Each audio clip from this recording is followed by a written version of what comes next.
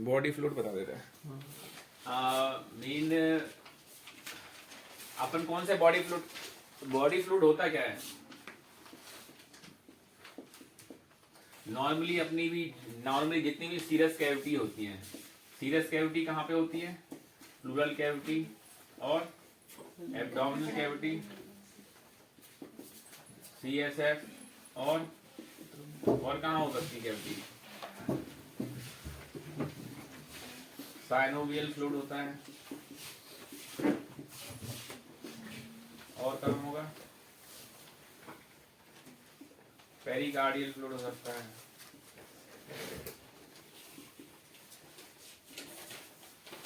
और भी कहीं होता क्या?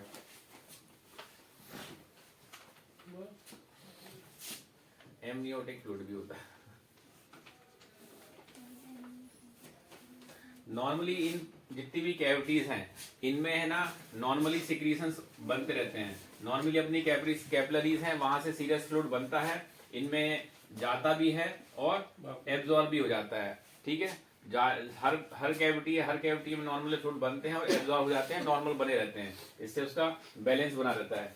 इस बैलेंस में अगर आपके जो बनाने वाले फैक्टर हैं वो बढ़ जाए या फिर जहां से वो निकल रहा है वो ब्लॉक हो जाए, दोनों कंडीशन होंगी, दोनों कंडीशन में इनमें फ्लूइड एक्यूमुलेशन होने लगेगा। तो अलग अलग कैविटी जो है, अलग अलग कैविटी जो है उसमें जो कलेक्शन है उसके कॉजेस थोड़े थोड़े अलग अलग होते हैं। तो अलग अलग कैविटीज के कॉज अपन को देखने पड़ेंगे। सबसे मोस्ट कॉमन अपन देख ले रहे हैं, मोस्ट कॉमन है प्लूरल फ्लूइड। प्लूरल फ्लूइड क्या होता है? ये जो लंग्स है, लंग्स के चारों तरफ क्या होती है? झिल्ली, इसको बोलते हैं क्या? प्लूरा। तो ये लंग्स और इसके बीच जो झिल्ली होती है, इसमें अगर फ्लूइड कलेक्शन हो जाता है तो उसको बोलते हैं प्लूरल इफ्यूजन। अब प्लूरल इफ्यूजन के कॉजेस क्या क्या हो सकते हैं? पहला मोस्ट कॉमन कॉज होता है serous fluid collection. Serous fluid collection मतलब कहीं ना कहीं से आ रहा है, मतलब बॉडी में या तो एल्बुमिन की कमी है, मतलब जो कैपिलरीज हैं, कैपिलरीज की जो ऑस्मोटिक प्रेशर है वो कम हो गया, इसलिए कैपिलरी से सिक्रीशन ज्यादा हो जाता है। या तो एल्बुमिन कम हो रहा है या फिर यहाँ कहीं से ओवरलोड हो रहा है, पार्ट ऑफ CCF हो रहा है। CCF हो, सीवियर एनीमिया हो, हाइपोथायराइड हो और CKD हो, CLD हो, असाइटिस हो, असाइटिस से आ गया हो, असाइटिस से नीचे जो एब्डोमिनल कैविटी है वहां से ऊपर आ गया हो। तो ये कॉजेज हैं जिसमें एल्बुमिन कम हो सकता है, CCF हो, CCF के कारण प्लूरल इफ्यूजन हो गया है, एनीमिया से हो सकता है, हाइपोथायराइड, CKD, CLD और असाइटिस से ट्रांसुरेटिव फ्लूइड। इसमें क्या होता है? फ्लूइड में कुछ भी नहीं होता, सब कुछ नॉर्मल जैसे पानी होता है, पानी जैसा फ्लूइड होता है, उसमें कुछ भी सेल्स नहीं होती। आगे हम बताएंगे क्या क्या चीजें देखनी हो सकती है। दूसरा कारण क्या हो सकता है? ट्यूबरकुलोसिस। वो एक्सुडेट, उसमें अंतर क्या रहता है? ट्रांसुडेट मतलब क्लियर है, एक्सुडेट मतलब उसमें प्रोटीन ज्यादा है। तीसरा क्या हो सकता है? मैलिग्नेंसी। और क्या हो सकता है? इसके अलावा कुछ हेमोरेजिक कलेक्शन हो सकता है, ब्लड कलेक्शन हो जाए, हीमोथोरेक्स बोलते हैं उसको। पांचवा पायोथोरेक्स हो सकता है। और एक अगर बाइल इकट्ठा हो जाए, काइलोथोरेक्स बोलते हैं। काइलोथोरेक्स है, बाइल इकट्ठा हो जाता है ना कई बार, जो पैंक्रियाज या फिर गॉल ब्लैडर की डक्ट है वो ऊपर जाके फट जाए, जो सूडो पैंक्रियाटिक सिस्ट है वो ऊपर जाके फट जाए, लिवर एब्सेस है, लिवर एब्सेस ऊपर जाके फट जाए, तो वो उसमें तो खैर वो हो जाएगा, पायोथोरेक्स हो जाएगा। तो ये कॉमन कॉजेज हैं। अपन को बहुत, जब तक ये कॉज याद नहीं होंगे तब तक आप टेस्ट करा के सिग्निफिकेंस ही नहीं होगा। जब पहले नंबर पे आपको कॉज ही पता हो जाए कि क्या क्या कारण हो सकते हैं प्लूरल कैविटी में फ्लूइड भरने के, तब तो अपन टेस्ट करा के उसमें देखेंगे। प्लूरल फ्लूइड अपन ने टेस्ट कराया, टेस्ट में अपन क्या क्या चीजें करते हैं? एक रूटीन माइक्रोस्कोपी, दूसरा ADA लेवल और तीसरा malignant cytology। Malignant cytology.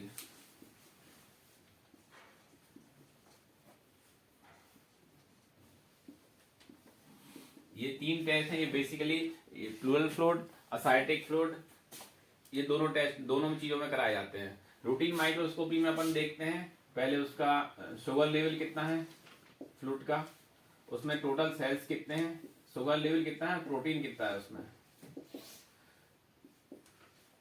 Total sales कितने हैं, सेल्स के अलावा इसमें सेल्स के अंदर के कंटेंट क्या है, न्यूट्रोफिल, लिम्फोसाइट, मोनोसाइट, मीजोथेलियल सेल्स, ये 4 चीज देखी जाती है इसमें।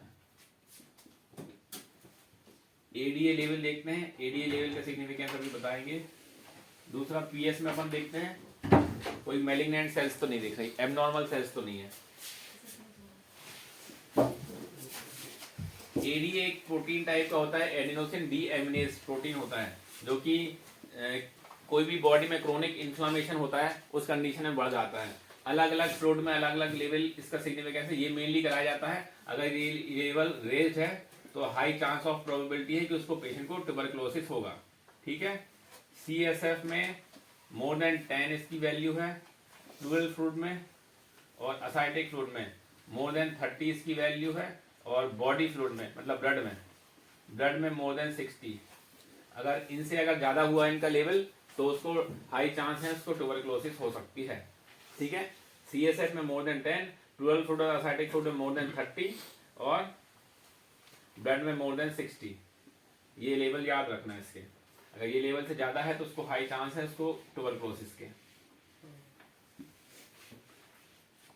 रूटीन माइक्रोस्कोपी में प्रोटीन के लेवल देखते हैं। प्रोटीन का लेवल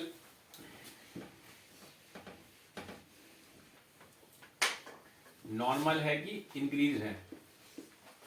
नॉर्मल हो सकता है, जो भी सीरियस कलेक्शन बताया हमने, सीरियस कलेक्शन में नॉर्मल आएगा, सीसीएफ में नॉर्मल आएगा, इंक्रीज हो जाएगा कोई भी बैक्टीरियल इन्फेक्शन है या फिर ट्यूबरकुलोसिस है, इस दोनों कंडीशन में बढ़ा हुआ आएगा। शुगर का लेवल ये जो है इस कंडीशन में सीरियस कलेक्शन में नॉर्मल आ सकता है या फिर बढ़ा हुआ आ सकता है। शुगर का लेवल देखने के लिए पेशेंट की बॉडी की शुगर लेवल भी पता होना चाहिए। किसी पेशेंट को ऑलरेडी डायबिटीज है तो उसका अगर पेशेंट का नॉर्मली शुगर लेवल 500 है और इसमें अगर बॉडी फ्लूइड में अगर 200 भी आ रहा है तो उसका अपन ये वैसे तो 200 ज्यादा है लेकिन अपने बॉडी फ्लूइड के हिसाब से इसमें कम है। कोई भी बैक्टीरियल और ट्यूबरकुलोर इन्फेक्शन है इसमें बहुत ज्यादा कम हो जाता है शुगर लेवल। एक बार में किसी को याद होगा नहीं, अच्छे से देख लेना। प्रोटीन लेवल बढ़ जाता है बैक्टीरियल इन्फेक्शन में और ट्यूबरकुलोसिस में, शुगर लेवल दोनों में कम हो जाता है। कोई भी वायरल इन्फेक्शन हो, सीसीएफ हो, सीरियस कलेक्शन हो, उसमें दोनों लेवल नॉर्मल आएंगे। Total cells viral infection, fungal infection या फिर सीरियस इन्फ्लामेशन हो, इन तीनों कंडीशन में नॉर्मल रहेंगी या फिर 0 रहेंगी या फिर लेस देन 4 रहेंगी। लेस देन 4 मतलब 0 के नॉर्मल मानी जाती है। अगर ये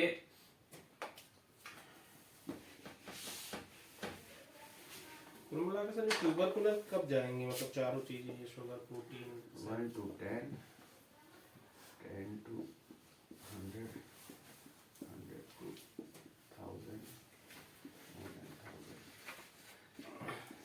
ये टोटल सेल्स हैं। टोटल सेल्स अगर 1 to 10 है तो ये नॉर्मल मानी जाती है। ये वायरल भी हो सकता है, फंगल भी हो सकता है और सीरियस भी हो सकता है। अगर 100 to 10 है तो पॉसिबिलिटी हो सकती है ट्यूबरकुलोसिस की। 100 to 1000 है तो पॉसिबिलिटी हो सकती है ट्यूबरकुलोसिस प्लस बैक्टीरियल इन्फेक्शन दोनों की। अगर मोर देन 1000 है तो बैक्टीरियल इन्फेक्शन ही होता है। इसमें से जो बैक्टीरियल इन्फेक्शन होगा उसमें न्यूट्रोफिल बहुत ज्यादा मात्रा में होंगे, ऑलमोस्ट 80 to 90% न्यूट्रोफिल होंगे। अगर ट्यूबरकुलर इन्फेक्शन है उसमें लिम्फोसाइट्स बहुत ज्यादा होंगे, ऑलमोस्ट मोर देन 90% लिम्फोसाइट होंगे।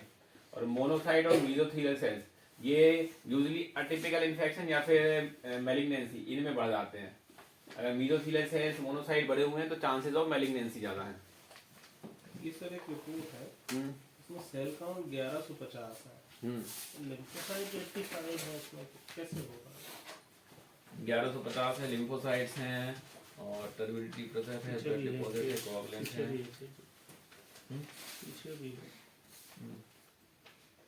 मतलब इसके अकॉर्डिंग तो बैक्टीरियल जाना चाहिए, पर इधर लिम्फोसाइट हाँ तो कह रहे ना लगभग देखो ऐसे 100 to 1000 है, 100 to 1000 भी अभी ट्यूबरकुलर है, 1000 से हल्का सी बढ़ा हुआ है, ये है तो बाकी चीजें tubercular। ट्यूबरकुलर में या फेवर में जाएगी। इसका एडीए भी है साथ में। हाँ तो वो ट्यूबरकुलर में जाएगी। 98 है, हाँ है tubercular। तो ये रिपोर्ट अब हार्ड एंड फास्ट थोड़ी आती, कोई भी अपने अपने ये तो एक थ्योरेटिकल पार्ट है, क्लिनिकली थोड़ा सा तो कम ज्यादा मिलेगा, सब चीजें एक ही फेवर में नहीं जाएगी। किसी पेशेंट का हो सकता है प्रोटीन बढ़ा हुआ हो, शुगर भी बढ़ी हुई हो, जैसे इसकी भी शुगर भी थोड़ी सी बढ़ी हुई है, सब चीजें नेक टू नेक नहीं चलेंगी इसमें, वो तो कोई चीज कम ज्यादा हो सकती है। अपन को इसीलिए तो इतने सारे हैं, अपन को ये सब चीजें ओवरऑल कोरिलेट करना पड़ता है। एडीए लेवल देख लो, प्रोटीन लेवल देखो, शुगर लेवल देखो, सेल्स लेवल देखो, उसका डिफरेंशियल काउंट देखो, इसके बाद आप क्लिनिकल देखो, क्लिनिकल के बाद ये पांचों चीजें देखने के बाद आप कंक्लूजन बताओगे उसको क्या है। तो बॉडी फ्लूइड अगर सिर्फ अपन रिपोर्ट पे भी नहीं जा सकते, क्लिनिकली भी देखना पड़ेगा उसको, क्लिनिकली क्या फाइंडिंग आ रही है उसकी, पेशेंट की हिस्ट्री क्या है, हिस्ट्री अगर उसकी क्रोनिक है तो फिर उसको अगर न्यूट्रोफिल बढ़े हुए हो तो भी अपन को हो सकता है ट्यूबरकुलर चालू करना पड़े।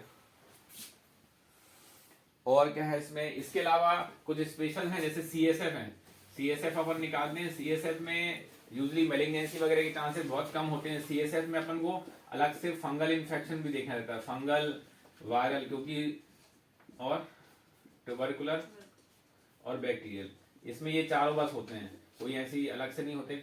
इसमें फंगल और वायरल में भी यही सेल्स 1 to 10 होते हैं, ट्यूबरकुलर और बैक्टीरियल में सेल्स बड़े हुए आएंगे। फंगल में माइक्रोस्कोपी में फंगल हाई भी दिख सकते हैं, वायरल में कुछ नहीं मिलता है। शुगर लेवल और प्रोटीन लेवल, शुगर और प्रोटीन इन दोनों में नॉर्मल आएंगे, इन दोनों में शुगर कम आएगी और प्रोटीन बढ़े हुए आएंगे। इसमें लिम्फोसाइट ज्यादा आएंगे, इसमें न्यूट्रोफिल ज्यादा आएंगे, बस और क्या। Pericardial effusion, pericardial effusion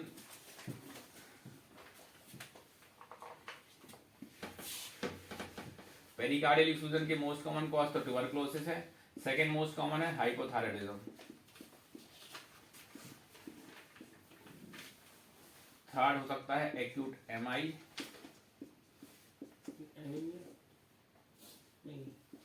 anaemia में पेरिकार्डियल इफ्यूजन बहुत ही कम देखा है, ये एक्यूट एमआई या फिर पेरिकार्डाइटिस, मतलब हार्ट की जो बाहर की लेयर है उसमें इन्फ्लेमेशन हो जाए, अटैक के कारण सीसीएफ में चला जाए, हाइपोथायराइड हो जाए, ट्यूबरकुलर हो जाए। तो कोई भी पेशेंट को पेरिकार्डियल इफ्यूजन है, हिस्ट्री से कोरिलेट करो, पेरिकार्डियल टैप करो, पेरिकार्डियल टैप की अगर पेरिकार्डियल टैप की जरूरत बहुत ही कम पेशेंटों में होती है, जब तक पेशेंट को कार्डियक टेम्पोनार्ड ना हो या फिर मॉडरेट पेरिकार्डियल इफ्यूजन ना हो। ज्यादातर पेरिकार्डियल इफ्यूजन अपने आप रिजॉल्व हो जाते हैं या फिर उसका कॉज पता कर लेते हैं उसी से, जैसे हाइपोथायराइड है, एक्यूट एमआई है, सीसीएफ है, पेरिकार्डाइटिस है, इनको ट्रीट करो तो पेरिकार्डियल इफ्यूजन अपने आप निकल जाता है। पेरिकार्डियल इफ्यूजन को टैपिंग इसलिए नहीं करते क्योंकि हालांकि रिस्की काम होता है, अगर पेरिकार्डियम से अपन अंदर चले गए मायोकार्डियम में तो पेशेंट को, जैसे ये लेयर है हार्ट के चारों तरफ क्या होती है, एंडोकार्डियम, फिर मायोकार्डियम मसल की, फिर पेरिकार्डियम। तो पेरिकार्डियम जो है, पेरिकार्डियम से यहाँ पे कलेक्शन है, यहाँ पे अपन ने सुई डाली, यहाँ पे पेरिकार्डियल फ्लूइड तक तो ठीक है, अगर इसको अपन ने टच कर लिया मायोकार्डियम को, मायोकार्डियम से टच करने से यह पेशेंट को अरिथमिया आ सकता है, ठीक है, अरिथमिया आ सकता है, पेशेंट को वाइटस थोड़े गड़बड़ हो सकते हैं। इसलिए अपन को पेरिकार्डियल टेस्ट तभी करते हैं जब अपने पास एटलीस्ट 2 सेंटीमीटर की मार्जिन हो, है ना, 2 सेंटीमीटर की मार्जिन होनी चाहिए, 1 सेंटीमीटर मार्जिन में भी अपन नहीं करते।